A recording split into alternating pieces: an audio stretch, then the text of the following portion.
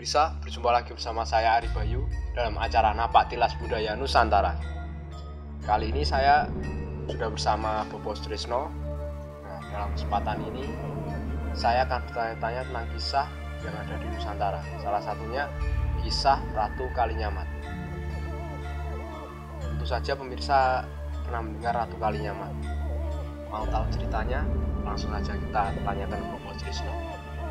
Bobo Sutrisno, ini gini Bobo, tentu kita dan pemirsa di rumah mungkin pernah mendengar nama Ratu Kalinyamat. Nah, bahkan ada nama Laskar Kalinyamat Bobo. Tentu kaitannya erat dengan kota dengan Jepara Bobo, dengan Jepara. Nah, mohon Bobo ceritakan siapa Ratu Kalinyamat itu dari segi budaya Bobo, agar pemirsa tahu siapa Ratu Kalinyamat. Baik, Mas Ari Bayu, namun sebelumnya saya mohon izin untuk menyapa teman-teman Napak Tilas Budaya dan kru ya, dan teman Mas Ari Bayu yang ikut bareng Mas Ari Bayu datang ke tempat perekrutan ini. Namun sebelumnya saya minta mohon maaf karena ini pertanyaan Mas Bayu tentang kisah seorang Ratu Kalinyamat. Tentu Mas erat sekali dengan Jepara, ya. Nah, kenapa kok erat Jepara? Karena Ratu Kalinyamat pada saat Demak Bintoro ada pembagian wilayah, ya, Ratu Kalinyamat diberilah wewenang sepenuhnya untuk ngerengkuh bumi Jepara. Ngerengkuh dalam hal nggon ono atau tempatilah dan pimpinlah. Ya, maknanya seperti itu. Nah, bahkan Kalinyamat bergelar Ratu Kalinyamat setelah menjabat kepemimpinannya di bumi Jepara, sekarang dengan nama Kota Ukir, kan? Nah, mengawali kisah Ratu Kalinyamat tentu kita ambil ada mungkin satu atau dua atau mungkin bisa tiga. Kita ambil titik-titik perjalanan Ratu Kalinyamat. Contoh dulu, Kalinyamat adalah putra Patiunus yang mana ayahnya dalam perang Portugis mengalami kekalahan dan dia meninggal, ya, oleh keluarga Demak Bintoro saat itu. Kesultanan Demak jatuh ke tangan Sultan Trenggono. Kebetulan dari urutan berarti ngundangnya paman, ya, paman dari keluarga anak-anak Trenggono berarti ngundang seorang Kalinyamat adalah Mbak Yu atau kakak sebagai sekarang. Sekarang saya ambilkan perkawinannya dulu. Nah, siapa suami Ratu Kalinyamat? Ratu Kalinyamat bersuamikan Sunan Hadirin. Ini dari versi saya sebagai budaya, ya, pemain sandiwara, katakanlah seperti itu. Karena apa? Saya tidak mungkin menyampaikan yang bukan profesi saya. Saya sampaikan sesuai pertanyaan Mas Ari Bayu dari sisi budaya. Nah, ini kebetulan Mas Ari Bayu saya seorang pemain sandiwara, ya. Itu terlepas benar dan tidak, karena apa? Hakikatnya semuanya adalah bersifat omongnya wong, ceritanya wong, kayak gitu, Pak. Dan dunia ketoprak pun, dunia sandiwara sekalipun adalah berdasarkan opo jari, opo jarit, paham ya? Opo yang dia dengar, dan dia dengar dari mulut ke mulut menjadi sebuah dongeng dan dipanggungkan atau didramakan dari orang ke orang. Untuk mencari kebenarannya saya kira Allahu a'lam, hanya Allah yang tahu, ya. Perkawinan Ratu Kalinyamat saat itu dapatlah seorang suami yang bernama Sunan Hadirin. Siapa itu Sunan Hadirin? Sunan Hadirin dalam versi ketoprak dia adalah putra dari anak Sunan Patah yang mijil putri yang bernama Ratu Mas Nyowo. Ratu Mas, ya betul, Mas Nyowo, betul. Yang mendapatkan suami dari Cirebon. Nah, anak dari Tirgonegoro, ya, Pati Cirebon. Lah, seorang Sunan Hadirin tidak pernah belajar ilmu tata bela diri sama sekali tidak, karena menurut seorang Pangeran Panuwun saat itu masih bernama Panuwun ya, Pangeran Panuwun, itu ilmu bela diri adalah bersifat kekerasan. Dia lebih menyukai ilmu-ilmu yang sifatnya ngerendah hati, ngalah utawa sumeleng hati, nerimonan ya, dalam hal ini tidak pernah ngurusi urusannya wong dan gitu Pak. Mungkin dalam bahasa orang itu ora gelem ngeplak nek dikeplak pipi kiwa sing tengen diwenehke. Nah, itulah seorang penemu, seorang Raden Panuwun. Mengalah gitu. Ya selalu mengalah. Lah di Demak Bintoro Mas, saat itu Raden Pamekasan dari Sampang Madura, anak Ratu Mas Kencono yang bersuamikan dengan Pangeran Langgarjinggih Bupati Sampang, sepeninggalnya Bupati Sampang di Demak karena ngelabui Sultan Trenggono, karena seorang Pangeran Pamekasan merasa cukup umur ingin menjabat bupati di Sampang Madura. Nah, saat minta restu dari Sultan Trenggono, membuat meri para putra-putra wayah dalam arti Arya Penangsang juga meri, kalau nanti Pamekasan dikasih izin menjadi bupati, saya juga minta izin menjadi bupati di Jipang, kami peninggalan orang tua saya. Lah terjadilah konflik karena apa? Watak Penangsang dan watak seorang Pamekasan sama-sama keras, ya. Jadilah perselisihan, dan perselisihan itu Karebet atau Joko Tingkir yang diberi hak untuk misah, misah seorang perkelahian antara Pangeran Penangsang dan Pangeran Pamekasan. Lah oleh seorang Sunan Kalijogo, Karebet diberi bekal keris Kiai Cambuk. Nah, keampuhan keris itu, Karebet, kamu disuruh oleh Sultan Trenggono misah perkelahian antara Pangeran Pamekasan dan Pangeran Penangsang. Di sisi lain dia tuh sama-sama jago, tidak mudah misah orang yang pintar. Tolong nanti siapa yang sangat berani, tolong dekati keris ini, cukup kamu angkat saja, mereka akan luluh hati ini. Tidak boleh dicabut, digunakan, tidak boleh. Memang keris ini bukan untuk membunuh. Berarti juga sakti ya Bro? Kerisnya itu sakti sekali ya. Bisa. Itu yang dipunyai oleh Sunan Kalijogo Mas, Kiai Calubuk atau Kiai Cote itu toh. Keris itu tidak digunakan untuk membunuh siapapun, bahkan nyawa sekali tidak boleh mati oleh keris itu. Hanya sifatnya pangeleman atau wong membuat orang itu luluh dengan sendirinya gitu loh Mas. Lah saat perkelahian, seorang Pamekasan juga memberi keris yang ampuh, namanya Kiai Kongso Meduro. Nah, Kiai Kongso Meduro ya untuk bekal seorang Pamekasan peninggalan orang tuanya. Di saat perkelahian itu Arya Penangsang dicabutkan keris itu, tapi untuk menakut-nakuti loh Mas, bukan saling bunuh loh ya. Dikira seorang Pamekasan, biar takut kamu. Lah, nyingkrihlah seorang Penangsang karena mencabut keris seorang Pamekasan, akhirnya nyingkrih. Takut tuh. Nyingkrih, tidak takut. Ya, Penangsang tidak kenal takut Mas. Nyingkrih. Sementara, wah, saya apa itu? Tidak tahu tuh, karena masih remaja sekali saat itu. Lah, di saat nyingkrih itu, dia teringat kalau dia juga mempunyai keris yang ampuh, yang namanya keris Blongot Setan Kober. Nah, Blongot Setan Kober. Tanpa diketahui oleh Pamekasan, dia ambil kerisnya. Yang kebetulan dalam masih lingkup Demak Bintoro, ya tahu. Mungkin dia minta restu sama gurunya atau tidak tahu ya. Yang jelas seorang Penangsang mengambil kerisnya Mas.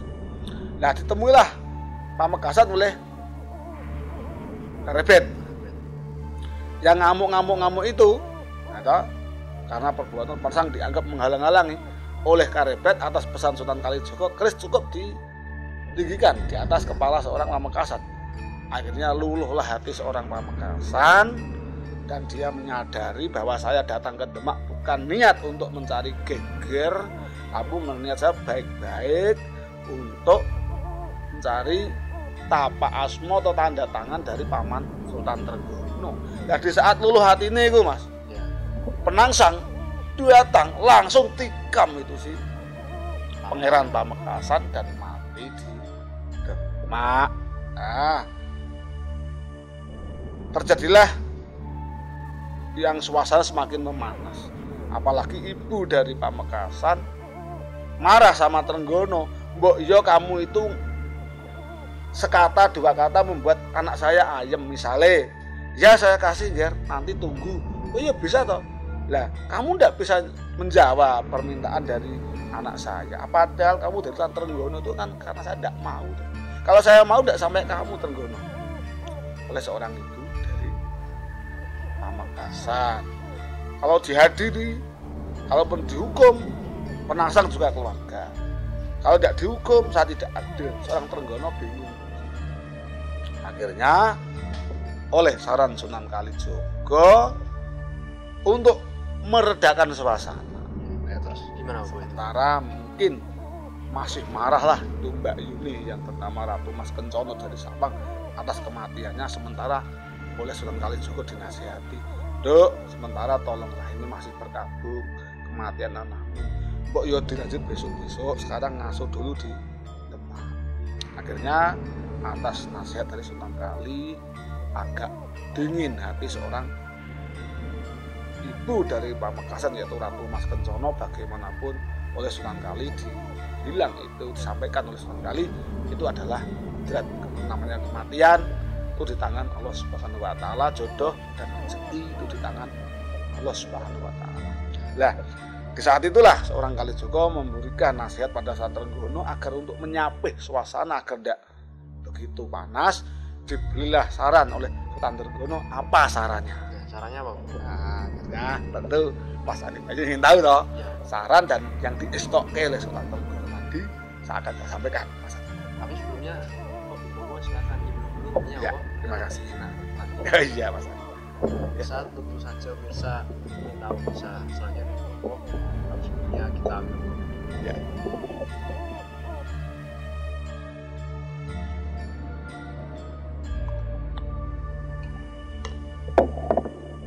Gini Mas, lanjut ya. Ya.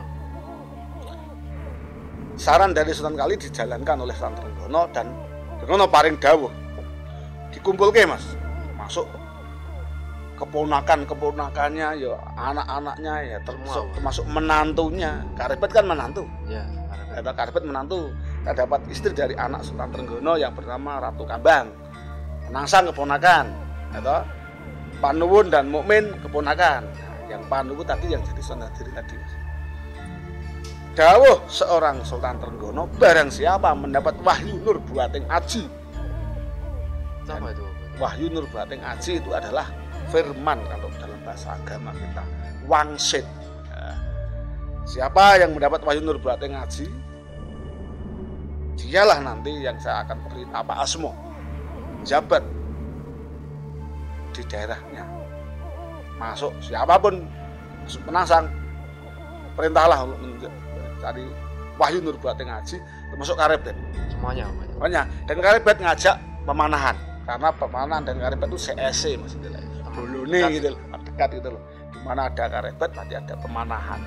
Nah, berangkatlah keponakannya itu, di antaranya Penangsang budal, Karepet ya budal, bahkan Panuwun tidak niat cari itu tidak niat, tapi atas desakan karena kamu seorang keluarga Demak ya, karena kamu adalah masih anak dari Mbak Yu Sultan Trenggono, ya harus ikut nyari dan ikut mencari. Tapi itu nggak niat ya Bu itu? Ya pokoknya niat dari hati seorang Pangeran Panuwun tidak ada. Akhirnya Mas berangkatlah ke suatu tempat yang mana dianggap itu disinilah mungkin tempatnya wahyu. Ya. Mana Bu itu? Nah, Karepet dia mencari di tempat yang sunyi, terus Penangsang ya tidak mau diwori sopo-sopo, pengennya dewe. Nah, situlah seorang Panuwun ngapain wahyu kok digolek itu ngopo? Wong wahyu ki mbok tidur di rumah memang dapat wahyu ya dapat wahyu. Tidur Nah, beda sama. pokoknya enggak mikir aja gitu. Sebenarnya tidur ya tidur. Kalau saya enggak nyari enggak enak, disuruh nyari saya nyari. Biarlah Dimas Karepet dan Dimas Penangsang yang nyari, saya tidur aja dah. Tidurlah orang nuwun. Saat Karebet tertidur, Mas, Iya. datanglah emban atau usuruan dari Kalinyamat yang mana memberikan surat ke Karebet. Dibaca surat itu intinya diminta datang ke Taman Sari, masih di Demak itu ya. Taman Sari tempatnya atau tempat istirahatnya seorang Kalinyamat. Dibaca surat itu, dilempar, tinggalkan. Nah, surat itu dibaca oleh Pemanahan, tahu toh kalau Karebet itu mau menemui Kalinyamat, tinggalkan di situ. Tinggalkan. Lah Penangsang datang ke situ, jangan-jangan Karebet sudah dapat wahyu. Ini kan saingan terberat saya ini. Iya. Di situ tidak ada Karebet, yang ada Suratnya. surat itu dibaca oleh Penangsang yang saat ini tidak cari wahyu tapi cari wong ayu ini. Mas. Akhirnya dilacaklah mereka berdua, tapi tidak tahu siapa. Nah, kita saksikan atau dengarkan kisah di Taman Sari seorang Kalinyamat. Karebet setelah datang menemui Kalinyamat, ya dia istilahnya curhat lah, Mas.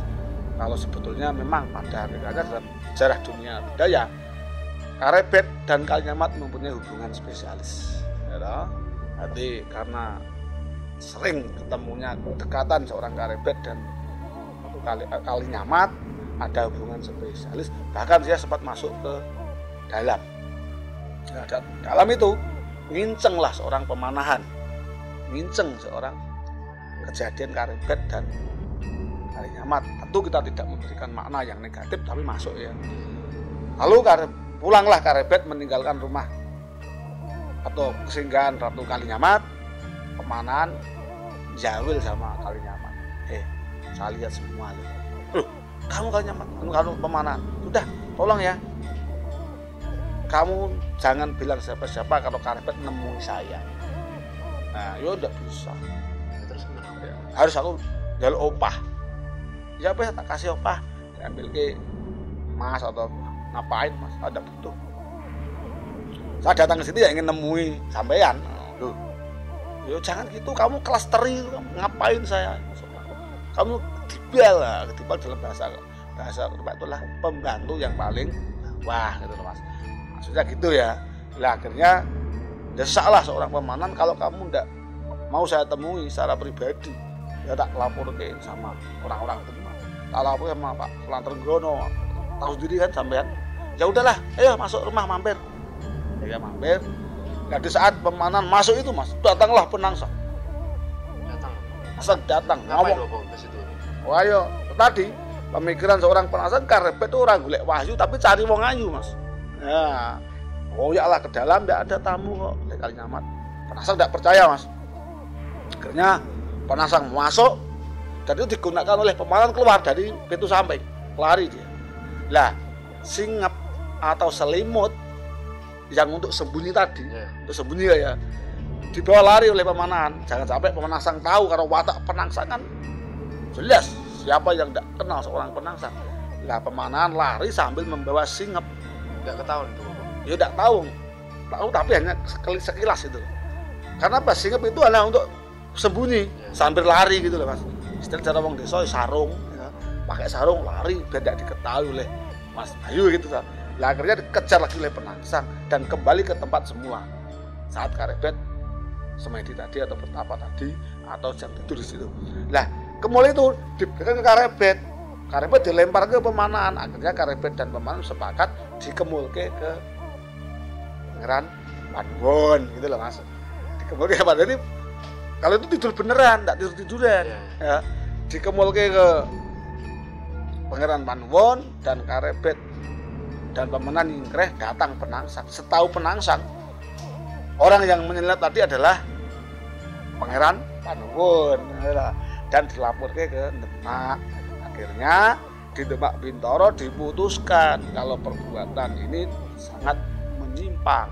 Dari kacamata yang tidak tahu kisahnya, dalam arti kisah kejadian di kediaman Kalinyamat kan mikirnya negatif, Mas. Mikirnya tentu ini pasti perbuatan yang tidak senonoh gitu kan. Yang karena bukti singkemnya kok sampai sini tuh ngapain? Ya Panuwun waktu ditanya ya tidak tahu kenapa kok singkep ada di saya. karena sifatnya ini wawadi atau rahasia, jangan sampai diketahui banyak orang saat itu loh Mas. Ya. Ini kan termasuk aib tuh. Kok kemule Kalinyamat kok jatuh ke tangannya Panuwun. Ini kan untuk membuat suasana tidak semakin berita miring atau gosip istilahnya, dikawinkanlah Kalinyamat dengan Panuwun. Akhirnya Karebet dititipi bumi Pajang atau diberi bumi Pajang oleh Sultan Trenggono. Arya Penangsang diberi tapak asma tanda tangan untuk menjadi bupati di Jepang, dan Kalinyamat diberi tapak asma atau tanda tangan untuk ngerengkoh di Jepara. Itulah pernikahan seorang Kalinyamat, dan di Jepara dia berhak bergelar karena masih terah Demak, bergelarlah Ratu Kalinyamat. Itu yang kisah tentang perkawinannya. Sekarang saya ambilkan kisah Kalinyamat saat topo di Gunung Donorojo. Ini yang agak Mas, agak kontroversial ya. Donorojo itu mana? Itu sebenarnya bukan gunung tapi hanya istilah nama. Itu berada di Kecamatan Donorojo, itu berada di Kabupaten Jepara atau Keling ya, dekat dengan Keling. Lah, itu terjadi karena setelah Sunan Hadirin, tadi saya sampaikan toh, Sunan Hadirin adalah Pangeran Panuwun, gelar yang diberikan oleh seorang sultan. Karena apa? Dari saking nerimoni itu loh Mas, menjadi suami Kalinyamat diberi gelar Sunan Hadirin. Di Jepara sama-sama. Matinya oleh Penangsang saya sampaikan terdahulu dalam seri sebelumnya ya toh. Ini kan kisah seorang Kalinyamat. Tentu saya tadi pernikahannya, dan ini adalah akhirnya gitu. Kalau pembunuhannya Hadirin sudah saya sampaikan dalam kisah Arya Penangsang gugur ya toh. Ini saya sampaikan kisah seorang Kalinyamat yang topo di Donorojo. Dalam pertapaan Kalinyamat di Donorojo, nah, itu kan dikarenakan saking sakit hatinya karena suaminya mati saat pulang dari Panti Kudus, dibunuh oleh para soreng-soreng oleh utusan Arya Penangsang. Sama dengan versi seorang Kalinyamat, yang bunuh suami saya adalah Arya Penangsang. Di saat di Jepara kan dia bersumpah Mas, saya tidak akan pulang atau ikut ke Pajang, dan saya tetap di Jepara kalau belum minum darah seorang Adipati Arya Penangsang. Bahkan kan saya keset rikmo itu rambut rikmone Arya Penangsang, karena pada akhirnya dia diajak ke Pajang tapi ditolak oleh Ratu Kalinyamat. Dia memilih bertapa di Donorojo. Lah, dalam pertapanya itu Mas, siapa yang tidak tahu toh jenenge Ratu Kalinyamat Juanda Cuantik. Datanglah pemuda-pemuda yang mendengar seorang Kalinyamat mencari, katakanlah, daftar prajurit gitu loh Mas. Nah, tujuan Kalinyamat daftar prajurit itu mungkin untuk nusun kekuatan.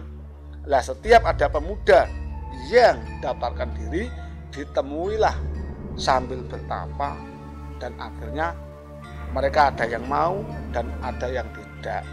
Karena dikasih tahu bahwa lawan nanti yang dihadapi adalah Arya Penangsang. Nah, berita ini sampai di Pajang. Gimana itu reaksinya? Seorang Sultan Pajang yang sudah mulanya Karebet itu, dia langsung menemui Ratu Kalinyamat, Bayu monggo nderek kula teng Pajang. Tidak bisa Yai Sultan, saya tetap di Donorojo. Nah, akhirnya setelah Sultan Hadiwijaya atau Sultan Pajang tadi mengetahui keberadaan pertapaannya setelah mendekat, ternyata Mas, Kalinyamat dalam bertapa itu tidak menggunakan pakaian sama sekali. Atau saya sampaikan ya, pemuda yang daftar tuh ada yang mau dan ada yang tidak. Ya, dan yang mau itu mungkin sudah ditemui Kalinyamat secara pribadi, maksud ya. Dan ada yang tidak mau. Kalau tidak mau berarti ya berbahaya mungguing Kalinyamat karena mengetahui rahasia saya. Apa rahasianya? Pengen wani karo Arya Penangsang, betul Mas. Mungkin sing ora gelem ya diamanke Mas. Wah ini bahaya, tahu niat saya, amanke. Contoh Mas Bayu kok mau, ya saat temu secara pribadi Kalinyamat, oke lah dilatih. Tapi kalau Mas Bayu tidak mau, diamanke Mas. Takutnya sampean bocorkan bocor rahasia sampai ke Arya Penangsang. Ya. Setelah Sultan Hadiwijaya mengetahui topone seorang Ratu Kalinyamat tanpa busana, rambutnya kan saking dawane Mas. Rambutnya dipakai membungkus tubuhnya sendiri Mas. Panjang ya, saking dawane Mas. Rambut dipakai untuk membungkus diri. Oleh Sultan Hadiwijaya ya karebet Sultan Pajang, kenapa Mbak Yu kok sampai kayak gitu? Ketahuilah ya, saat itu tentang saya mencari pemuda sebagai prajurit di Jepara ternyata terdengar sampai Jepang. Dan Penangsang datang sendiri ke Donorojo. Ternyata dia menyamar sebagai pemuda biasa, ingin mendaftarkan diri sebagai prajurit. Setelah saya menyampaikan pada Arya Penangsang yang menyamar tadi bahwa saya menuntut kekuatan untuk melawan Jepang, membunuh Arya Penangsang, dibuka Mas cadarnya, bahkan penutup muka dibuka, ternyata Penangsang, dan saya lari. Karena lari saya itu disaut Penangsang pakaian saya dan terlepas dalam keadaan ya katakanlah tanpa pakaian sama sekali, dan itu membuat Kalinyamat malu sama sekali dan tidak mau berpakaian sebelum terbunuhnya Arya Penangsang karena telah membunuh suaminya dan telah ngelukari, membuat seorang Kalinyamat terlepas pakaiannya dari badannya. Itu loh Mas. Nah, setelah itu akhirnya melihat Kalinyamat seperti itu, karebet sangat ternyuh, kasihan sekali melihat seorang Kalinyamat yang topo semacam itu. Lah, cara itulah yang membuat pemicu Sultan Hadiwijaya membuat sayembara pada siapapun yang bisa membunuh Arya Penangsang, karena janji dari Kalinyamat kalau misalnya saya bisa membunuh, tentu Jepara akan ngestoke atau manut pemerintahan ke Pajang. Istilahnya gitu loh Pak. Jadi harus ada penjelasan ini ya, yang membuat memicu seorang Sultan Hadiwijaya jikalau Arya Penangsang mati di tangan orang-orang Pajang, termasuk apalagi kok Sultan Hadiwijaya. Pemerintahan di Jepara dan Demak akan ngiblat di Pajang gitu loh. Nah, posisi Penangsang kan semakin mengecil Mas. Tidak ada kabupaten yang lain ikut pro lah istilahnya. Tapi Penangsang tidak kenal takut, dan akhirnya Sultan Hadiwijaya setelah menjatuhkan sayembara tadi dan membuat Arya Penangsang tewas di Kali Bengawan sore, dan tewaslah seorang Arya Penangsang oleh Danang Sutawijaya, dan diambillah air sedikit untuk bukti ke Jepara dan digunakan keramas. Bahkan sampai sekarang masyarakat Donorojo ada yang meyakini bahwa di sungai inilah Kalinyamat keramas pakai darah seorang Arya Penangsang. Darahnya itu buat keramas ya, itu hanya kan nadar Mas ya. Nadar itu kan harus dipenuhi orang ketang sitik. Orang ketang sepertiganya kopi satu cangkir, itu kan syarat Mas. Jadi itulah cerita tentang kisah Ratu Kalinyamat, dan akhirnya kesampaian juga dan dikabulkan oleh Allah Subhanahu wa taala tentang pertapaannya akhirnya juga. Namun begitu Mas Ari Bayu, tentang makam Sunan Hadirin yang berada di Jepara, di Desa Mayong gitu. Namun makam Ratu Kalinyamat sampai sekarang belum ada yang berani meyakini di manakah makam dari Ratu Kalinyamat. Ada yang mengatakan di Donorojo tempat pertapaannya, namun ada yang membantah pula karena itu hanya tempat untuk bertopo, dan ada yang menyampaikan di dekat atau disandingkan makam Sunan Hadirin. Itu pun belum ada sumber yang kita yakini kebenarannya. Dan itulah kisah seorang Ratu Kalinyamat. Kurang lebihnya saya mohon maaf pada Mas Ari Bayu. Tentunya kalau ada versi yang lain, nama, tokoh, tempat yang saya sampaikan ke Mas Ari Bayu dan teman-teman di studio, terutama tim dari Napak Tilas Budaya Nusantara, secara pribadi saya mohon maaf tentang kesamaan atau secara kebetulan saya salah menyebut nama ataupun tempat kejadian. Mohon maaf yang sebesar-besarnya. Yakinlah versi saya belum tentu benar dan versi orang lain saya yakin belum tentu salah. Terima kasih. Terima kasih Opo atas kisahnya tadi ya Opo. Bisa dilanjut lagi nanti kisah-kisah selanjutnya. Iya. Biar kita semakin mengetahui tentang kisah yang ada di Nusantara ini. Iya. Kisah itu tadi kisah yang diceritakan oleh Opo tentang Ratu Kalinyamat. Mudah-mudahan bisa bermanfaat untuk kalian semuanya. Apabila ada salah-salah kata kami mohon maaf. Yang baik bisa kalian ambil, yang buruk bisa kalian buang. Jangan lupa klik like, komen, dan subscribe agar kita terus bersemangat untuk mengisahkan kisah-kisah yang ada di Nusantara. Tetap di Salam Napak Tilas Budaya Nusantara.